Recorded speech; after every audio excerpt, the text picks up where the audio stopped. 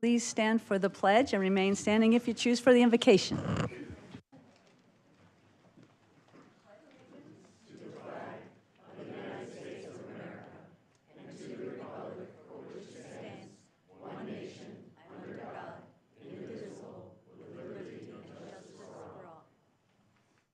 Thank you. Karen Henner? Yes. Hi.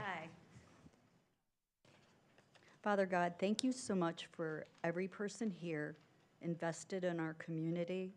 We pray an extra blessing for integrity, respect, honesty, and some good dialogue that promotes our community with safety and prosperity. Thank you. Amen. Thank you.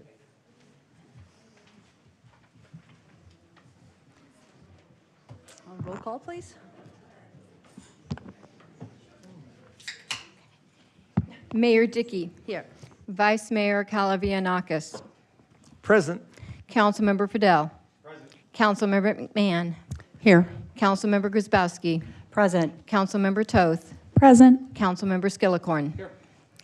Anyone wishing to address the council regarding items listed on the agenda or under call to the public should fill out a request to comment card located in the back of the council chambers and hand it to the town clerk prior to consideration of that item.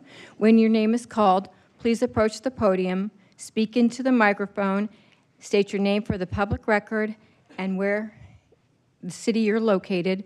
Please limit your comments to 3 minutes. It is the policy of the mayor and council to not comment on items brought forth under call to the public.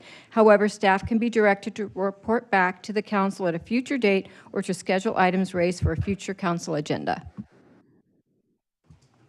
Thank you. And yes, you said vice mayor, so I want to thank Sharon for her service as our vice mayor for the last 8 months, and thank you for doing that so well. And welcome our mysterious vice mayor tonight. we got to keep the light out of your eyes for a while. And welcome to getting copied on all my emails now. So I wanted to mention our one of the presentation items listed was 6B, and that's not going to proceed. We have been informed that the petitioners are challenging this matter in court. So generally, the town won't comment on pending litigation matters, so we won't be discussing this tonight, but we will have more on that later. Thanks. So we'll start with our reports and activities. We'll start with our town manager, please. Mayor, Council, residents, thanks for being here. I just wanted to do a quick update, as I usually do, to mention the events that we've had going on, as well as the events that are coming up. Last weekend, we hosted the Memorial Disc Golf event down at Fountain Park. It's always a really, really high-vis event. It's a fun event. It's really different to see our disc golfers out there in the disc golf community. For those of you that don't know, which I learned, the disc golf community references playing here at Fountain Hills and in Fountain Park as the Pebble Beach of disc golf. So that's high praise. We also had the Mountain to Fountain, which is a road race that begins up at McDowell Mountain Regional Park and runs down to the fountain. Again, beautiful morning for it. Several hundred runners out there, so that was great. This weekend, we will be hosting the Kite Festival down at the park, which is, again, a very beautiful, hopefully there's a little breeze, not super windy, but just enough for some great kites. There's also the Watch and Clock event going on at our community center. So again, no shortage of activities here in Fountain Hills. Thank you, Mayor. I have no report this week, but hi, everybody. We had a really successful art fair 2 weekends ago. I've lost concept of time because of the whole retreat in between the things. Every time I went, I swear I felt like there was more people than I've ever seen at our art fair weekend. So that was very exciting to see. Hopefully we had some successful artists as well. And then the only other council-related thing was the retreat that we all participated in last week. Thank you. Thank you, Mayor. I, too, was down at the disc golf and heard nothing but glowing comments about how great the course is. And yes, there's water, so there's a challenge there. But I'm sure we'll find a few discs when we replace that liner. And as you mentioned, the Kite Festival is coming up. Brenda Kalivianakis and I sat in on a couple of discussions with town staff, helping get that organized, and so that was well worthwhile. So we'll see how that turns out this year. Excited to see that as well. I want to mention that I spent several hours with our town staff and A-Dog down at our dog park this past couple of weeks, and I want to compliment Kevin Snipes and his team. You know, we've got a great facility there. That dog park is really well recognized in the dog community, and they've got several other projects on tap that they're going to do to enhance some things down at the dog park. So again, I think it's one of the best in the county, isn't it, Kevin? Pretty much, yeah. So, and then one other thing I'll bring up tonight, Mayor, if I can, is I talked to our town manager a little bit about this. There's been a lot of chatter and a lot of comments on social media about the robberies going on over in Scottsdale. And the reason I'm bringing this up is because I'd like to see the town issue some kind of a press release or update our residents, not trying to scare anybody, but to give people, empower our residents and give them some knowledge as to what they can do, maybe to secure their properties and their valuables a little bit more. I know Captain Kratzer is going to be giving an update tonight, so maybe he can work that into his update a little bit as to what's going on. And Rachel, I have been reached out to by one of the HOAs in town, so I'll give you that contact information so we can get them involved in this as well. I think it's important to let the residents know what's going on with the crime in surrounding areas that may spill over here, because there was actually a robbery here in Fountain Hills as well. So again, it's dealing with people coming across the border.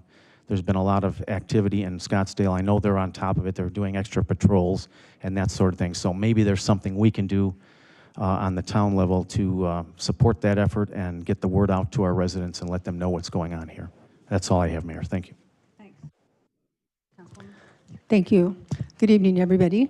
I attended the Valley Metro Board meeting to represent our town as far as our valley-wide infrastructure and light rail is. And also, I wanted to remind everybody that this Thursday, as part of the Dementia Friendly Committee, we are having an educational hour-and-a-half forum on how to afford to care for a person with cognitive impairment and dementia. And also, Fountain Hills Cares Presents. We're going to be having on March 21st from 4:30 to 6 p.m. at the Community Center and seminar on civility in Fountain Hills. It's a discussion worth having in our town, so that is why we're doing it. Thank you very much. Thank you. Vice Mayor? Thank you, Ms. Mayor. Yeah, thanks everybody for coming out. Another just wonderful attendance tonight. And for all you people on YouTube live streaming, thank you. And of course, for all you people that came here in person, it's most appreciated. That's how good government is made, by citizen participation. Just to explain, just briefly, these glasses are not meant as a sign of disrespect to anybody in the room. I'm fresh off of eye surgery, and the doctor recommended I don't come to the meeting tonight. I didn't think I wanted to do that, so he said, you can either come as a pirate or a rock star. I chose a rock star. And so, yeah, I didn't think the pirate was going to be a real good look. And so, but anyway, so that's the explanation. Pardon me for having to wear these tonight. I also did go to the Fountain Hills Fine Arts Festival. It was, I don't know if we have numbers, but it just seemed like it was just bursting at the seams. There's so many people there. Everybody seemed to be carrying things and so happy. A big thanks to our town staff, to the Maricopa County Sheriff's Department, to the Rotary Club, and to the Chamber of Commerce for putting that on. I can't imagine the work that it took to put that on. So thanks everybody for making this a spectacular event. Again, we attended the council retreat within the past 2 weeks. And just so you guys know, we did have more of an attendance this year than normal, but you know, when we talk about big projects coming in the future, like maybe the Target Center and other things, they usually start out at these retreats. And unfortunately, people don't attend these things. And so we have, unlike tonight, there's just a few scattered people in the audience, and of course, Bob Burns. And if you want to know what's going on and what's coming down the pike, you know, that's when we plant the seeds. You know, you want to see the tree, but the seeds are planted in these retreats. So I really strongly encourage you to come, or at least to read the agenda so you know what's coming up in the future council meetings. It's really important for you guys to know what's going on. Also, we attended a ribbon cutting for Linda Murray and the Lion Sotheby's Realty. Congratulations to them. Like what the former Vice Mayor said, with the Fountain Hills Cares meeting is going to be on March 21st. Evan Lowe, PhD, is a facility member at Arizona State University School for Civil and Economic Thought and Leadership. He will be one of the presenters. And also Patrick O'Grady is editor-in-chief for the independent newspapers. He will provide an overview of the civility pledge and how in many cases the lack of civility discussion is occurring, not just here, but all across the country. And so I know some people ask about the civility pledge in the newspaper, so they'll be here to explain that. And this event was not meant to marginalize or minimize anybody. It was simply meant to try to bring people together so we can talk to each other, not at each other, and that we can be more civil with each other. And I think we all want that in Fountain Hills. And so I encourage everybody to go there. The last thing, well, I wanted to also appreciate Jerry for mentioning the dog park and all the work that's been done and all the work that Jerry's been doing and our town staff, the mayor, Rachel and Kevin. We are proud of that dog park, and it takes a lot of work, though, and a lot of coordination with ADOG. The last thing is the legislative update that we go to on Monday mornings. Of particular interest this week was high-density housing in this state, and the legislature right now is discussing doing residential high-density housing, 25 homes per acre. And so if that is a concept that you don't like, high-density housing, I know we have a lot of watchdogs in this room and a lot of concern over that in our community. The state might be taking that away from us, and where the developers can do that by right. So if you're a watchdog and you want to look out for this town, turn your sights to the state legislature too, because there's a lot of things going on there that are going to affect this town, and not in a good way. So anyway, thank you very much. I appreciate it. Thank you, Madam Mayor. Where do I begin? Actually, everyone kind of talked about the fair quite a bit, so I want to point out that the volunteers, the people that made it happen, the Rotary, all those organizations, there was so much work, yet they cleaned up so fast. So Monday morning, you couldn't even tell the fair wasn't there. I mean, you didn't even see the blades of grass disturbed. It was really impressive to see how, one, the volunteers cleaned up, but also staff cleaned everything up, and that road was open, and Avenue Fountains was open for normal business again, bright and early at sunrise. So that was really impressive to see. I also had opportunity to see a little bit of the Frisbee golf. It was kind of neat to see them kind of setting up at the same time. So that's really all I have. I just was really impressed with how fast the town turned around from that fair. Thank you so much. Thank you. Yeah, it was like the cat in the hat. You were kind of prescient about the report that we're going to get from Captain Kratzer, because we'll be talking about that. The fair, they had Good Morning Arizona there I think for the whole time they were on TV that morning. And so I was able to just chat a little bit, but I went to the booths and such, and I was able to kind of squeeze in about the Green Fountain and a couple other events coming up. So it was nice to be able to do that. And then we had students from Zamość, and actually there was one from Germany too that I met with Lisa Restuccia, who is actually hosting a couple of those kids. So we had some kids from our sister cities here, and I think they're gonna be here for a couple of weeks. We have a Red Cross proclamation, and I believe we have a board member here, Jim Olson. So meet me down there, and I will present it.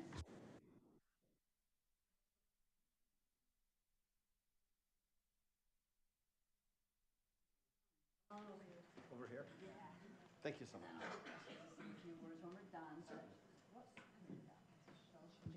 Hold that right there, and then I'll read it here. Thank you. Whereas during American Red Cross Month in March, we recognize the compassion of people in Fountain Hills and reaffirm our commitment to care for one another in times of crisis.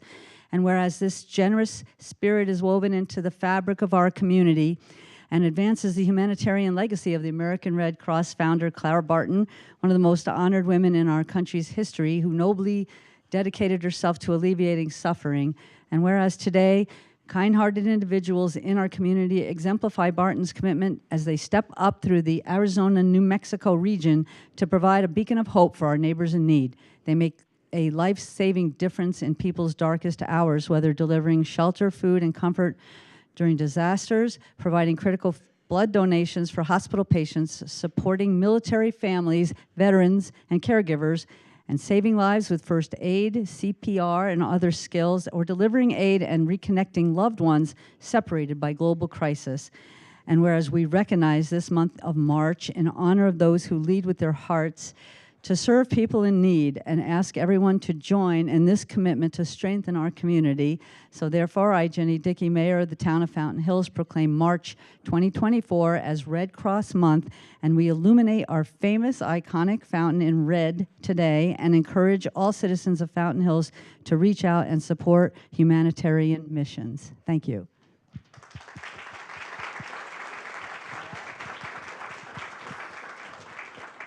Thank you very much. Really appreciate the support of the town and the fountain turning red. I've spent a lot of time over the years in Fountain Hills, and I love your community. One thing I want to add about the Red Cross is we are based on volunteerism. 95% of people that do work and service for the Red Cross are volunteers. And one of the things that I don't think everybody knows is in Maricopa County, we respond to 3 home fires and help people in need every single day. So every day across Maricopa County, 3 families lose their homes. They're often underprivileged people. They're often people in trailers. And think of them losing literally everything. So all their medication, all their money, all of their, loved items, photos of family. And because of volunteers, we're able to respond and help. So if anybody's interested in helping out with the American Red Cross, we're always looking for volunteers. There is a site that's basically called Volunteer Connection, but if you are interested, we would love to have you join our team. Thank you very much.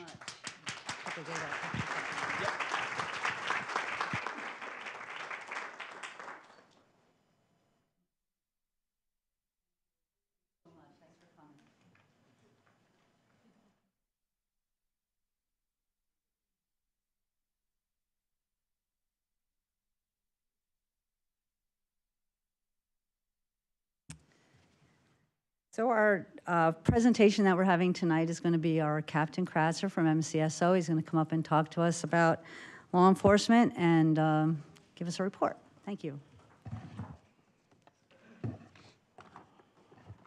Good evening, Mayor, Vice Mayor, members of the council. I always appreciate having some time at the council meetings to just go over some updates or some things that we believe are important to the community.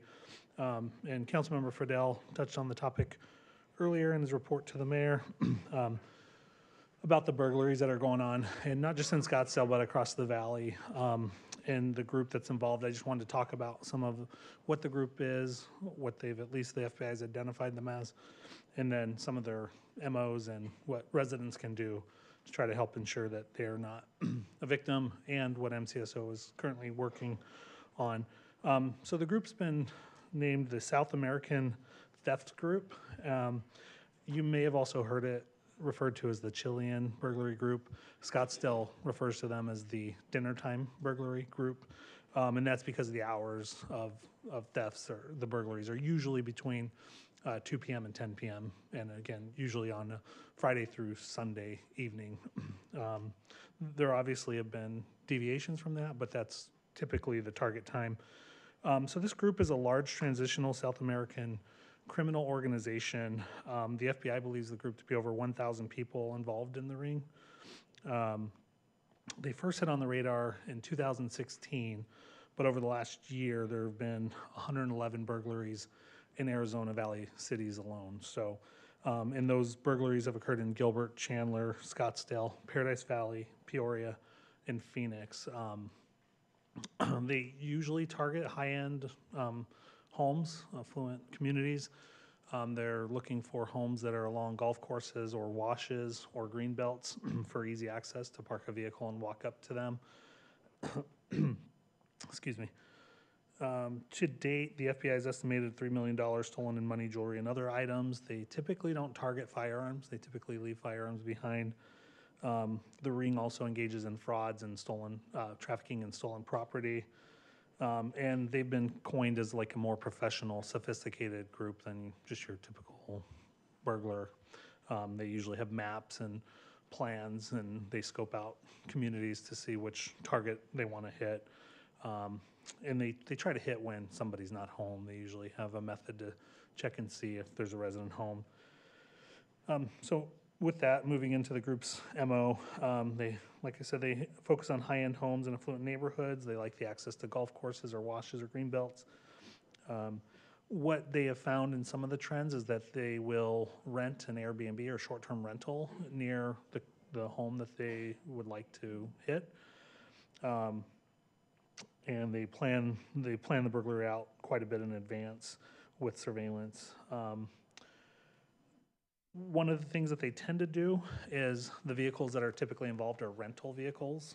They're seeing a trend in rental vehicles out of smaller car companies out of California, so not your Hertz or your Budget, some of the smaller named companies.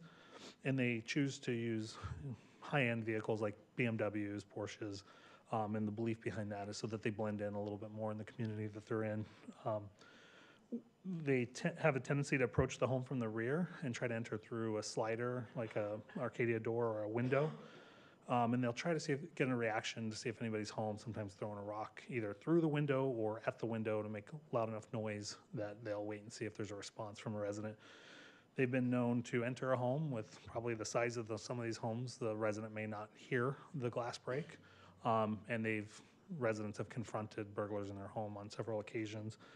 Typically, if that happens, the group will flee and get to the getaway car. The getaway car is usually parked nearby where they could walk up. The groups usually consist of 2 to 4 male subjects and usually a getaway driver, and that getaway driver is found more likely than not to be a female. If law enforcement has contact with them or a resident, they'll flee back to the getaway car typically pretty quickly. They will engage in a pursuit with law enforcement, and they've had several cases where the vehicles crashed out and they've been able to then make an arrest and get some data from cell phones and other evidence that they've been able to secure. So I wanted to talk a little bit about what MCSO is doing. So MCSO's property crimes detectives, they have been working a couple of cases in MCSO's jurisdiction. Those have been in the Chandler area, but it's technically Sun Lakes with a Chandler mailing address. There's a community down there that's been hit a few times. Detectives have done a couple of sting operations, and one evening over New Year's holiday, they were able to catch a group in the act trying to scope out. It was actually an active resident who saw something abnormal, called. There were deputies in the area for the sting. And they got in a pursuit with the subjects. The vehicle crashed out, and they were able to. They usually have fake IDs. They all had fake IDs. They usually have a pretty well organized story. In this one, they didn't get into the home or burglarize it, so they didn't have the burglary charges yet. But they did get cell phones, and they did do data dumps, and they did find a lot of associated information for other residents in the Valley and in California. And they're working with other local agencies to share that intel. We've gotten calls here in Fountain Hills from Scottsdale Police and their detectives, just keeping us up to date on some of the breaks in their cases or some of the things they're doing. Fountain Hills obviously fits the mold for these burglaries. Fortunately, to date, and I verified this again with our property crimes detectives, there's not been an identified burglary in Fountain Hills that meets this MO that they're associating with that. That may change, but that's where we're talking about ways to try to help, educate the public, make them aware of the group and the methodologies. If they see anything suspicious, if they see vehicles parked out that looks like they're doing surveillance, typically just sitting out on a public road is not a crime. You can do that. If something looks out of place, if there's a vehicle that, maybe you meet some of this, you can always call MCSO, a resident can call MCSO, and we'll just check it out. We'll go and make a consensual contact with the individual and just make sure there's nothing going on. Our property crimes detectives have also been committed to making sure if there are any burglaries in the district that seem to meet this MO or trends of areas that need to have increased patrol due to the trends, that we're increasing our personnel in those areas and during the times that those are occurring. Going back to how to avoid being a victim, some of the basic things, and I know some of it sounds very elementary, but be sure to lock your windows and doors. one of the things I did skip over, and I want to go back to it because it is important. The group has been known, and the intel from the FBI is that they do have some technology that seems to block or impede surveillance or security systems. And so, one of the recommendations is obviously to have security systems, detection devices in your home, and hopefully those do the job. But there have been situations where they've been found to have devices that block those sort of security devices. Work with neighbors to keep an eye on your home or eye on the community. I heard that there was a call from an HOA. We're happy to speak to them as well. Rachel, if they want to set something up with MCSO, we're happy to give them tips and work with them, set up a watch program. And then again, just call MCSO to report anything suspicious. We're happy to look into it. One of the things I wanted to hit on before I end and take any questions is, we see a lot of posts on Ring or social media when there might be something suspected of going on where maybe there's someone who, we see it all the time. I see it in my neighborhood on a Ring. Someone tried to open my door, and there's a video of someone trying the door. The part we don't see is the follow-up, where if we are able to contact that individual or they are and find out the end result of the person was at the wrong house. And I know people can argue, well, maybe that was their guys, but we would encourage for MCSO to be called so we can investigate those things. And the posts on there tend to sometimes bring up the concerns that maybe the crime is in their community, people are getting burglarized, or there's people casing their neighborhood. And I don't know, that could be the case, but that's where we're asking for residents to call us so we can look into the matter and that it's reported to us and that we could provide the caller with the end result of the contact. So that's all I have. If there's any questions from the council, I'd be happy to answer it. Thank you, Madam Mayor. And so I thank you so much, Captain, for explaining the kind of that crime, the gang effectively. I did speak to a resident that has posted videos and pictures online. Do you think that incident that's here in town has any relation to that group, or is it a different MO? And if it's an active investigation, you don't want to comment on things, I understand that too, but I just want to make sure the people here are at ease. It is an active investigation, but what I can tell you in talking to the property crimes detective is that it's not believed to be the similar MO and the group responsible. There could always be deviations and down the road if the investigation comes to an arrest, that could change, but right now it's not believed to be associated. But they are working diligently. They inform me, they keep me up to date on the information or any breaks in the case, so that we know, so that if it is, we're able to educate the public and put the awareness out there. And Mayor and Captain, what can we do? What can that resident do to aid the investigation? You talked about preventing, locked doors, but what can we all do to actually aid in that investigation? And because we want to see a conviction here, we want to see it stop. Sure. The key thing for us is timely reporting. So if there is any evidence left behind, fingerprints, shoe impressions, surveillance video, surprisingly, even if they have these jamming devices and it blocks the signal where, maybe it doesn't alert the security company, usually the video still captures. And some of these burglaries that, I think it's the one you're discussing, or other ones that we've had recently, there has been helpful evidence that's been left behind that detectives are able to use. One of the other things I forgot to mention, and the property crimes detective did ask me to share it, is one of the things that they're taking pretty regularly, and the logistics of this have got to be challenging, is they're taking safes. So they'll just take an entire safe that's locked, they'll take it to a location, and they'll get into it. So their request or their suggestion, recommendation is if you have the ability to bolt your safe down, do that. It makes it not impossible, but close to. They're usually not going to take the time to try to get around that. And then the other thing I was going to say that I did forget too was a lot of the property that's stolen, the jewelry and the goods, they're not usually sold locally at pawn shops. They usually are shipping it out of the United States. So that's where the trafficking and stolen property is coming from. So, any other questions? Yeah, thank you, Mr. Mayor. Yeah, I just have one question, and that is, just given the name of these organizations, they sound like they do have an either regional or national flair. Are you getting federal resources to help with the investigation? I can't answer that. I tried to have my property crimes sergeant come out tonight because I knew he probably could answer some more questions. So I don't know if in our jurisdiction with having, I think, 3, if we're getting that, FBI help or not. I don't know if Scottsdale is with more burglaries and PV, but I do know the FBI, with a organized crime group, typically will provide resources. So, sorry, I don't know the answer if MCSO specifically is getting help on our cases or not. Yeah, if you could let us know if that's the case, I'd appreciate it, because if it sounds like if they're victimizing people all over the country and they're shipping this stuff out of state, we should really be getting some federal help on this problem. I'll look into that and I'll get you an answer. Thank you. Larry, you gave some great tips tonight, so thank you for that. Can we make sure we get those to our town manager, and then you can get Bo to do some kind of a social media post or website post or something? That'd be great. Thank you. Thank you. Thanks. I know sometimes we're shy to call the police, but it's probably the best bet when you see something like this.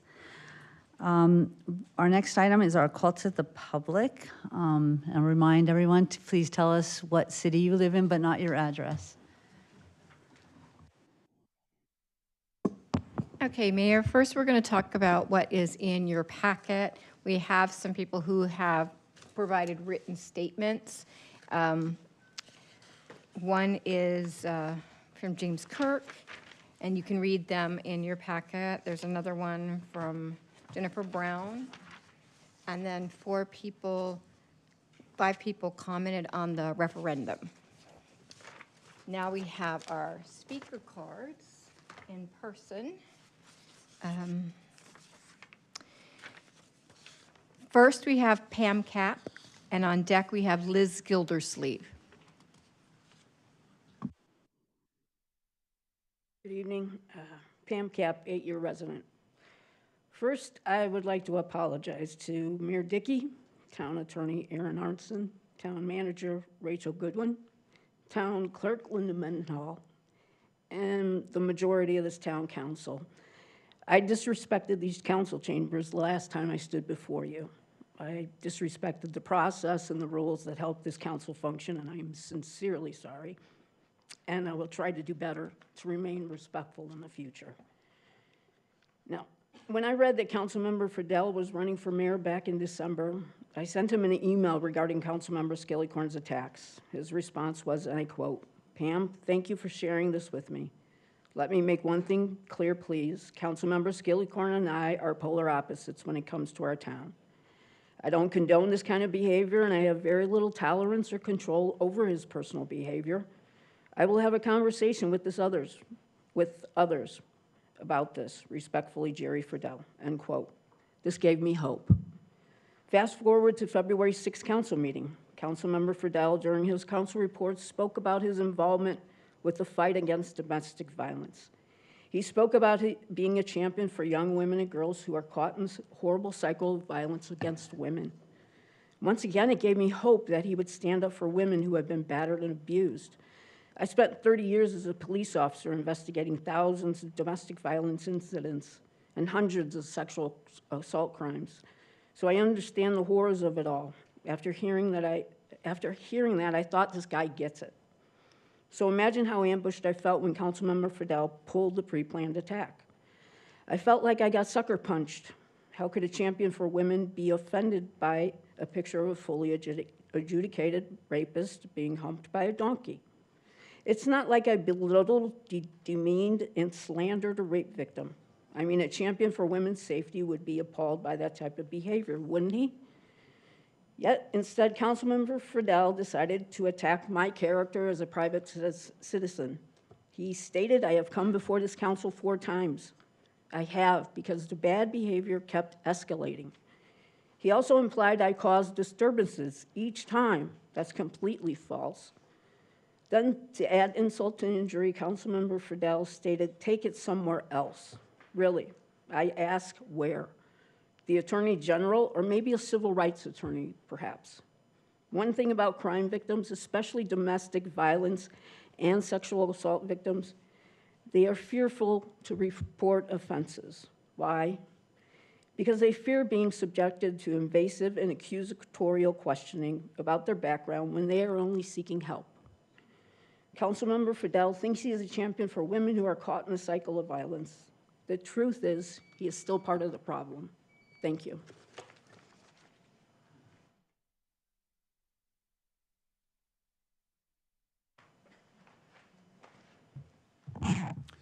I will respond.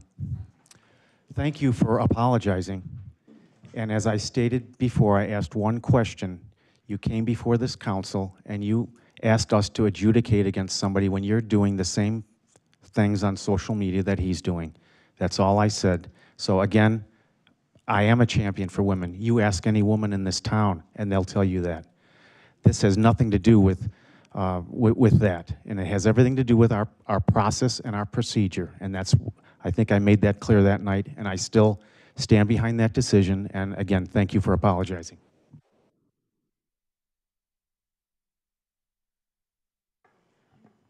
Good evening.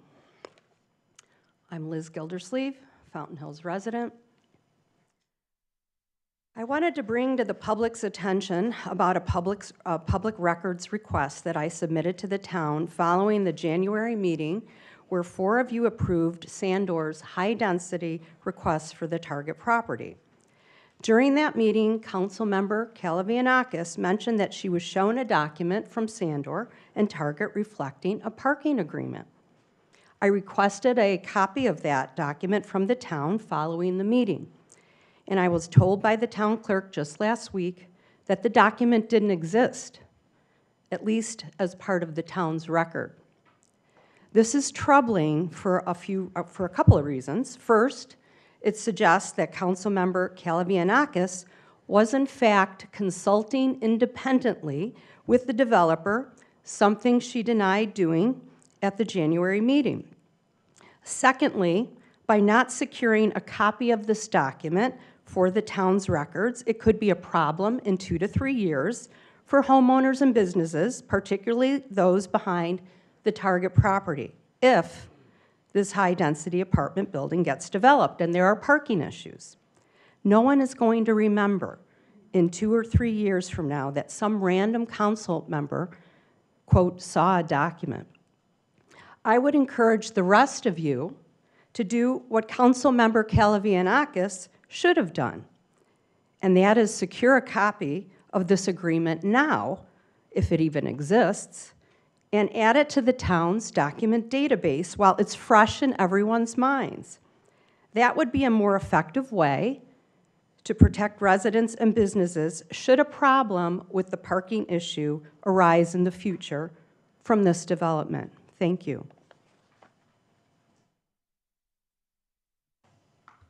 I would like to address.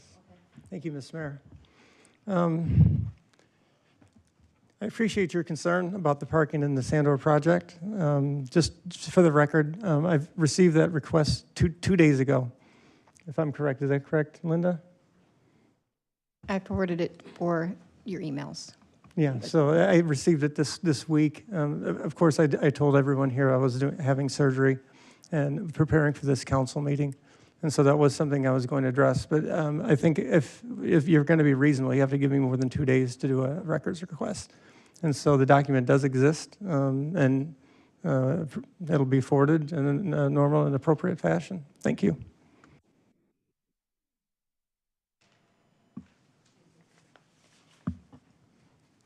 Next, we have William Ray, and on deck, Ed Stizza.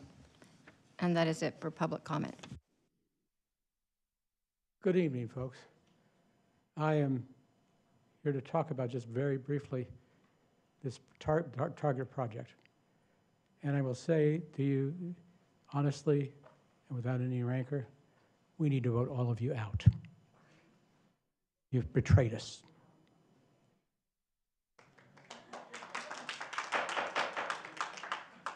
Please don't applaud or do anything like that. Thanks.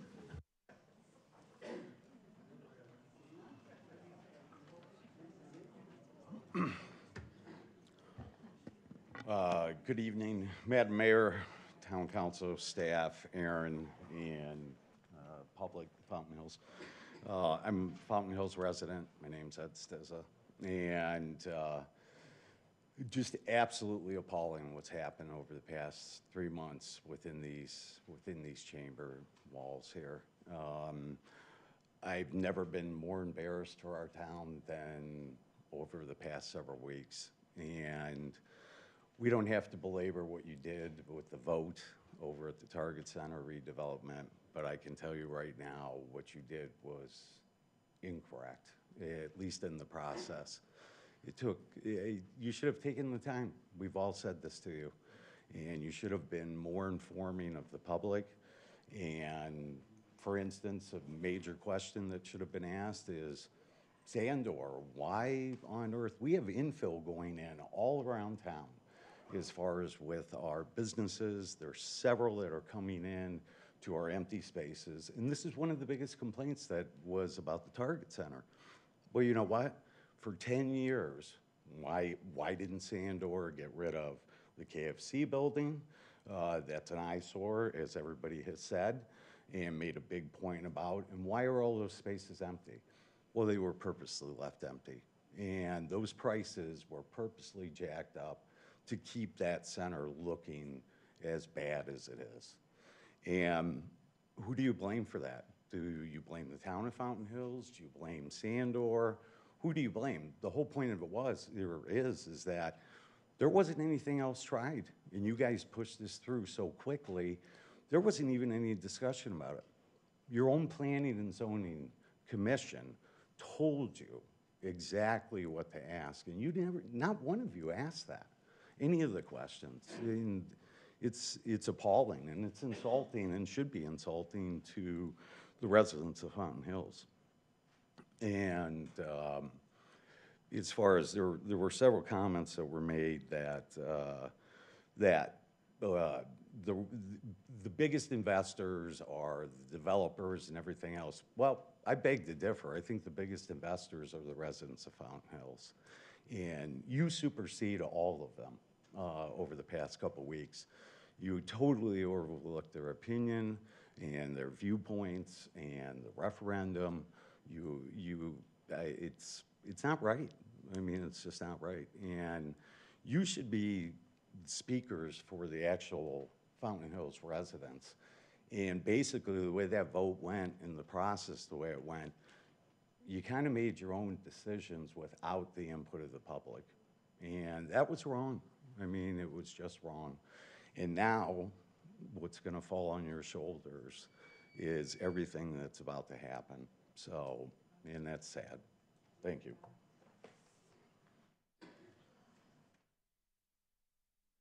Thanks very much. Our next item is our consent agenda. Could I please have a motion?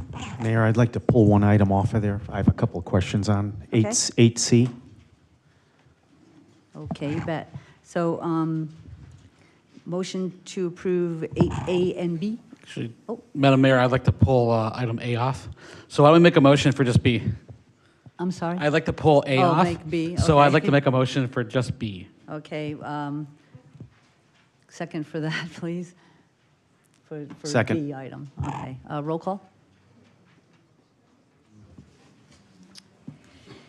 Councilmember Friedel. Aye. Councilmember Skillicorn. Aye. Councilmember Rizbowski. Aye. Councilmember McMahon. Nay. Councilmember Toth. Aye. Vice Mayor Calavianakis. Aye. Mayor Dickey. Aye. So we'll go with the first one, which is 8C. 8C, yes. So my question on this is that in the notes, the attachment it had on there that Sanderos is developing this property. I thought that the church still owned that property, and I wasn't aware of the fact that that had happened. And then the second question is, we're replacing a 10-foot easement with an 11-foot easement.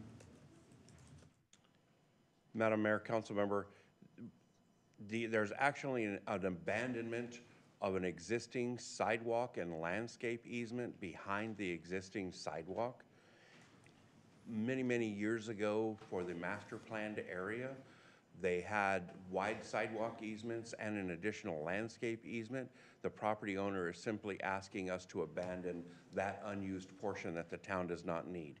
In regards to your first question related to the ownership, I'm not aware of tonight who the new owner is or whether or not the property is in escrow. Okay, all right. So we don't know if there's been any, oh, John? Here we go. Oh, here we go.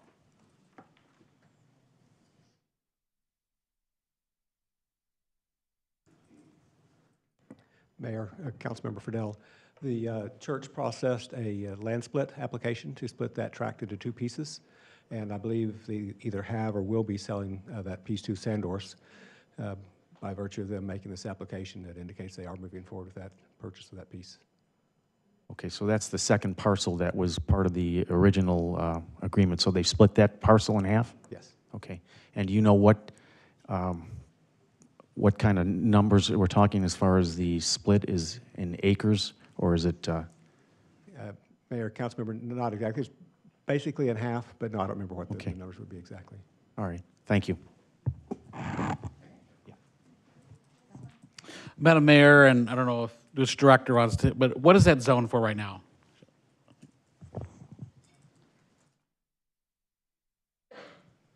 Mayor, Councilmember, that's zoned R110, so it's for single family. Madam Mayor, Director, what's the minimum lot size for that? 10,000 square feet. Okay. Any more discussion on that item? Can I get a motion, please? Thank you. So moved. Can I get a second, please? I second. Thank you. Roll call? Councilmember Skillicorn. Yes. Councilmember Grzybowski. Aye. Councilmember McMahon. Aye. Councilmember Toth. Aye. Councilmember Friedel. Aye. Vice Mayor Kalavianakis. Aye. Mayor Dickey. Aye. Thanks. Councilman, did you want to say why you wanted the minutes removed, please? Thank you, Madam Mayor. Actually, I was going to ask if we could table that to next meeting. I just want to go over the audio one more time. So I'd make a motion to table that to the next meeting. Can I get a second, please? Second. Thank you. Roll call?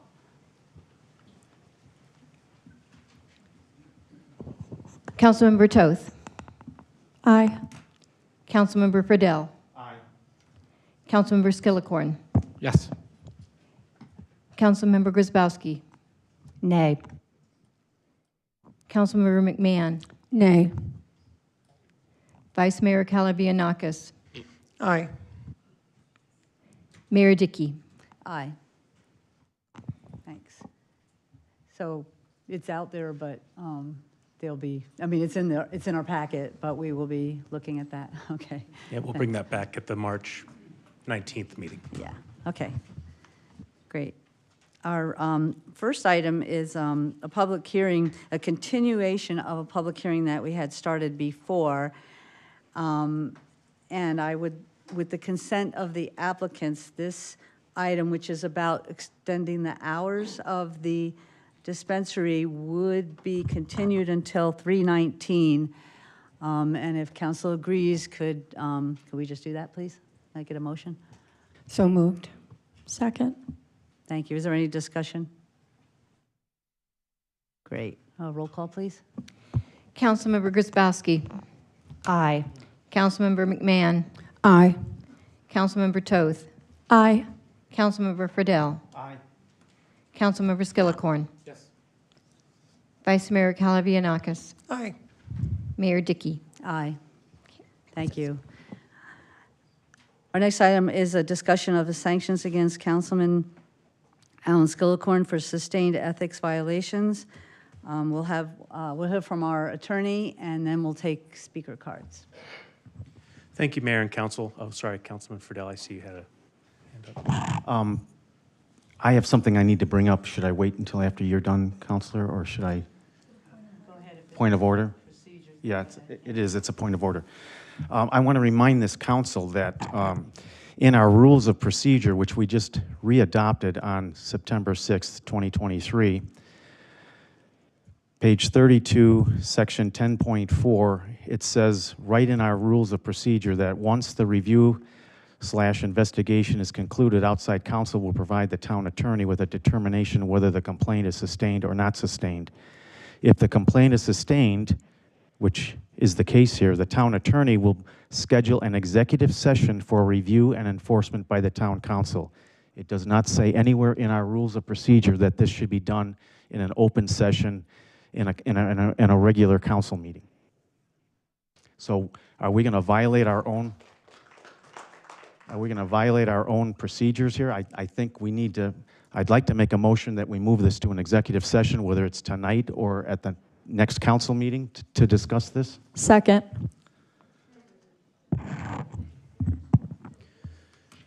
So I'm not totally sure what the motion was for. To recess into executive session tonight isn't possible except for legal advice because it's not agendized for executive session. And we have to provide under subsection A1, the employee or the public officer with 24 hours written notice that there's going to be an executive session, et cetera. So, Mayor, sorry. I was going to say, can we, I would say it would be legal advice because he's questioning the process as relates to our rules of procedure, so it would seem okay with me to go Yes. into executive session. So if we want to talk about this aspect of it in executive session for legal advice, you can always recess into e-session for legal advice. We have it agendized that way. So if that's the motion, then I'm happy. But Yeah, well, it has to be, so, right? I mean, we go into executive session, we can discuss whether this needs to be whether the whole discussion needs to be an executive session, which I think is your point. And then we would have to either reschedule or do something else. yeah. I'm happy to give my legal advice in executive session. Any discussion about whether the discussion should be open or in executive session really should take place here, because that has to do not with my advice to you, but rather your substantive policy about what should be done, if that makes sense. We have a motion and a second to go into executive session. Do we have to vote, or can I just roll on it? We have to vote on. We have to vote. Okay. Can we have a roll call on going into executive session, please? Councilmember McMahon. Nay. Councilmember Toth. Aye. Councilmember Friedel. Aye. Councilmember Skillicorn. Councilman Skillicorn's indicated that he won't be voting on this matter. Yeah. Councilmember Grzybowski. Nay. Vice Mayor Kalavianakis.